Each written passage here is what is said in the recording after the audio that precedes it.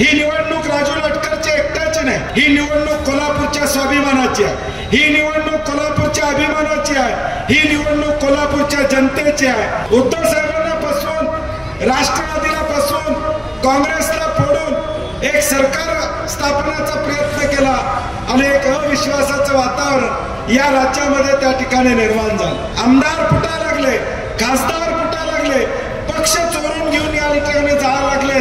त्या लोकांना बाळासाहेब ठाकरे साहेबांचा फोटो वापरायचा अधिकार नाही आहे हे मला मुद्दामून या ठिकाणी सांग। संकट अनेक येतात, अनेक अडचणी येतात, परंतु त्या संकटावर आपण मात कशी करतो याच्यावर आपलं भवितव्य या ठिकाणी अवलंबून असतं। स्पेशियस, लक्झुरियस, सगळं मिळेल अगदी मनासारखं। बटू बिल्डर्स यांचा नवीन गृहप्रकल्प गृहलक्ष्मी रचना।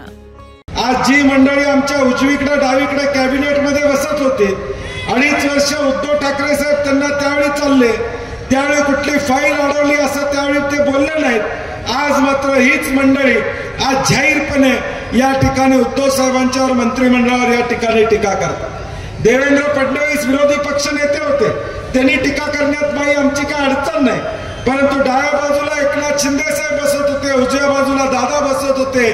2.5 वर्ष मिळून कारभार तुम्ही केला, त्यावेळी तुम्हाला या सगळ्या गोष्टी दिसल्या नाहीत का, हा माझा प्रश्न या ठिकाणी। आणि म्हणून एक फसवणूक करून उद्धव साहेबांना फसवून, राष्ट्रवादीला फसवून, काँग्रेसला फोडून एक सरकार स्थापनेचा प्रयत्न केला आणि एक अविश्वासाचं वातावरण या राज्यामध्ये त्या ठिकाणी निर्माण झालं। एक अविश्वासाचं वातावरण निर्माण झालं। आज या समाजामध्ये आमदार खासदारांच्याकडे बघण्याचा एक वेगळा दृष्टिकोन असतो। हा आमचा नेता आहे, हा आमचा लोकप्रतिनिधी अशी भावना असते, परंतु आता एक अविश्वासाचं वातावरण निर्माण झालं। माता भगिनी इथं बसलेल्या आहेत, आम्ही घरामध्ये कुठं बाहेर गावी जाणार असेल, कुलूप लावणार असेल, 2 दागिने असले, 4 दागिने असले तर आम्ही शेजारणीकडे देतो आणि तिला सांगतो 4 दिवसांनी येणार तुझ्याकडे ठेव, घरात काहीतरी होईल, चोरीला जायला नको। हे विश्वासाने आपण शेजारणीकडे देत होतो, हा विश्वास आता महाराष्ट्रातला संपलेला आहे। आमदार फुटायला लागले, खासदार फुटायला लागले, पक्ष चोरून घेऊन या ठिकाणी जायला लागले। त्या लोकांना बाळासाहेब ठाकरे साहेबांचा फोटो वापरायचा अधिकार नाही आहे हे मला मुद्दामून या ठिकाणी सांग। आज कुठल्या जोरावर तुम्ही आदरणीय ठाकरे साहेबांचा फोटो या ठिकाणी वापरता?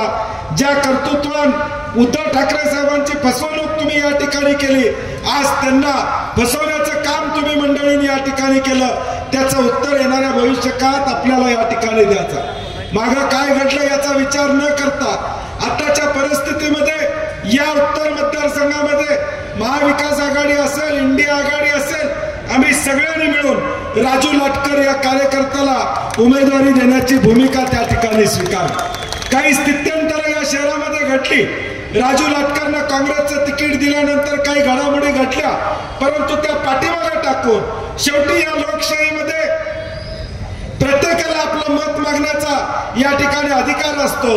ते सगळं बाजूला ठेवून आपण ताकदीनं पुढे जाणं हे कोल्हापूरच्या मातीचा गुण आहे, हे माझं वैयक्तिक मत या ठिकाणी।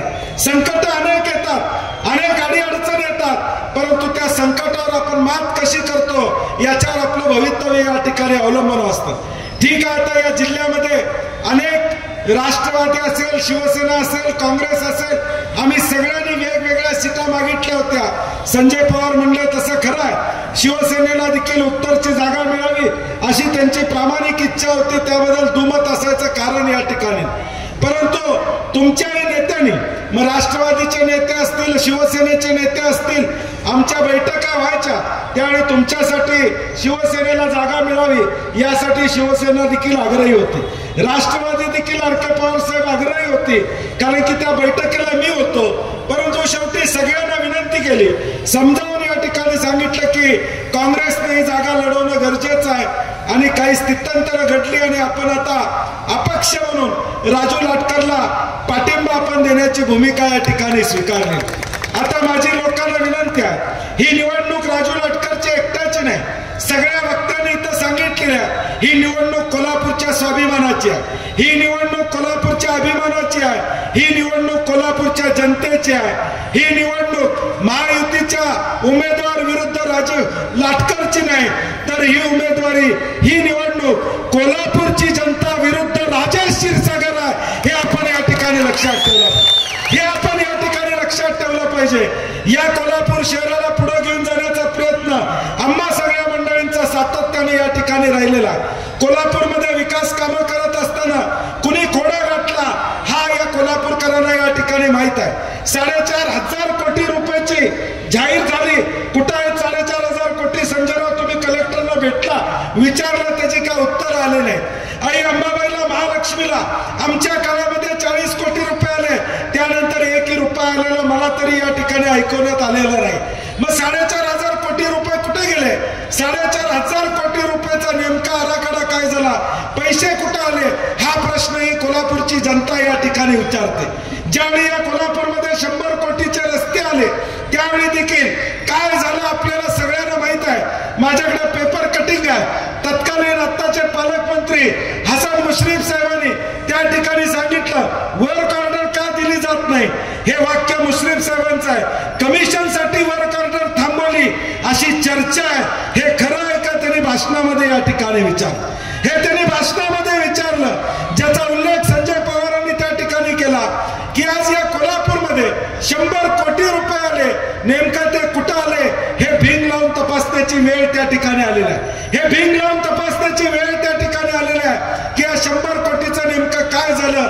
एक भ्रष्टाचारानं बरबटलेलं महायुतीचं सरकार गेल्या 2-2.5 वर्षामध्ये आहे. लुटा आणि स्वतःचं घर भरा, याच्या पलीकडे या लोकांनी या ठिकाणी काय केलेलं नाही. महाराष्ट्र 10 वर्ष पाठीमागे नेण्याचं काम या मंडळीने त्या ठिकाणी केलं.